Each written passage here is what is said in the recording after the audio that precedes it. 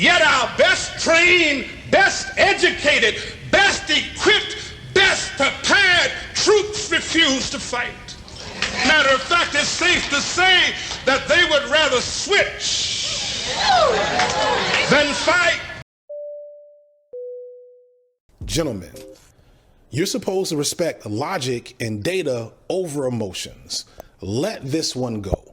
You are embarrassing yourselves. I don't consider myself a firebrand controversial YouTuber, but at certain times when certain levels of disrespect are shown, I feel a need to speak on it. And that time is today. This is what we talk about when we talk about institutionalized misandry. We're talking about ideas, practices, and even policies that are handed down and have an influence on people's behavior, to the point where you have somebody that can't see you for who you are, no matter what you do, no matter what you've achieved, no matter what you've earned. Now, I'm not at all saying that that's all people and all of that crap, but it is far too many. I haven't made it about the hood yet, yo. I am not Hassan. I don't have the socialist money. This is particularly targeted at Black men. So we're being measured, and we always have been, although it was not always this extreme. You know, your great grandmother's generation, she didn't get with men that would, only get with men that could afford to buy her a Bentley. It was ridiculous. I never even heard of anybody in my grandmother's generation who told a man that he had to be a millionaire to get with her, and she come from the same hood. Anyway, I'm not saying materialism didn't exist, but it's gotten way out of control now. The point I'm getting at is the standard that Black men are measured by is ridiculous and unrealistic.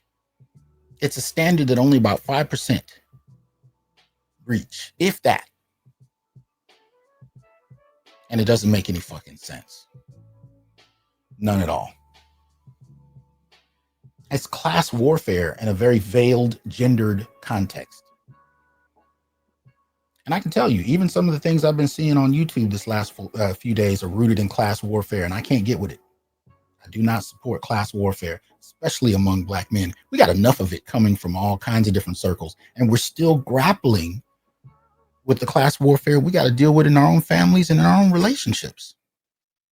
I ain't trying to add to the shit. Far too many of us come from poverty. My family was on welfare at a particular point in time. I only got through college on loans. I didn't have a silver spoon. I look like turning around telling people they ain't shit because of what they don't have. Please.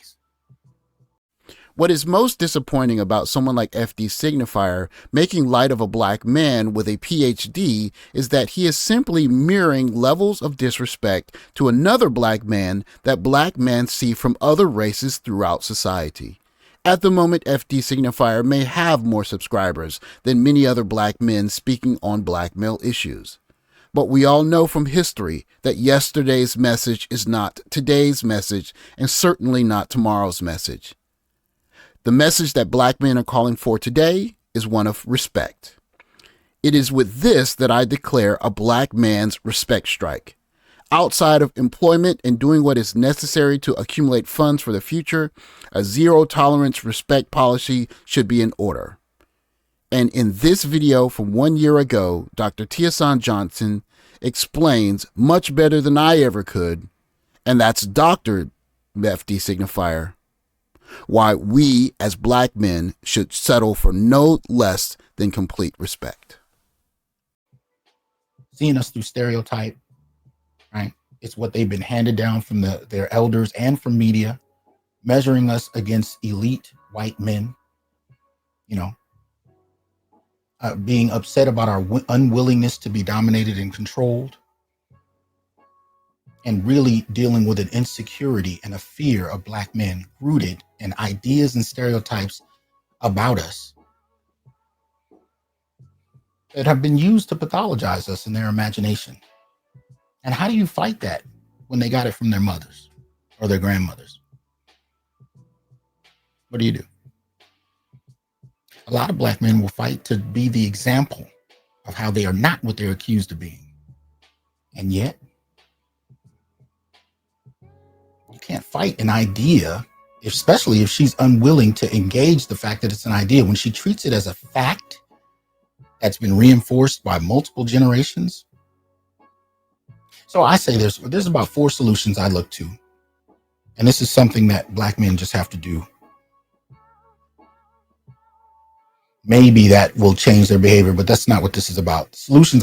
First thing I would say is black men, we need to require respect at the beginning. It is the basic cost of your attention. That's step number one. It's basic.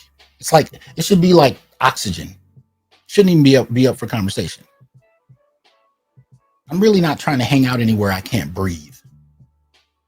That should be the attitude.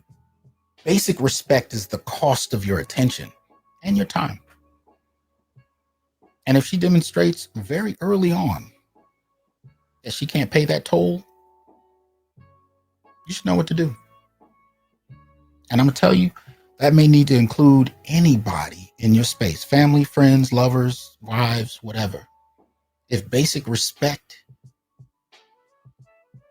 is not given, and if she can start to tell you why you shouldn't have it, especially when she's not being honest, that's even more reason. No. So that's number one. Number two, if you actually don't deserve respect and you need to up your quality of being, then that should be your focus. Now, you still maintain or develop, if you don't have one, a sense of self. A sense of self where you are not going to be around people that don't respect you. But if you know that you need work, that there's work you need to do on yourself to be worthy of respect in a more general sense, then you need to be doing that work.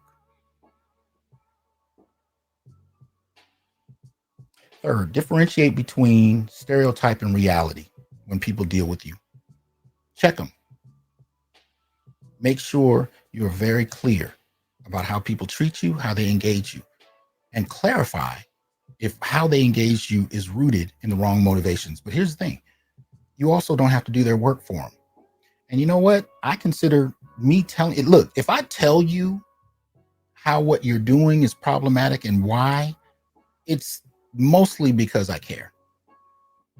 Now, you know, in a professional sense, that's different. I might write papers, do presentations, that's different. But in an interactive, one-on-one kind of way, if I bother to tell you, check you about your behavior and explain where you're getting it from and how it really doesn't apply to me, that's because I care. But it is a gift that I'm giving. I don't have to do your work for you.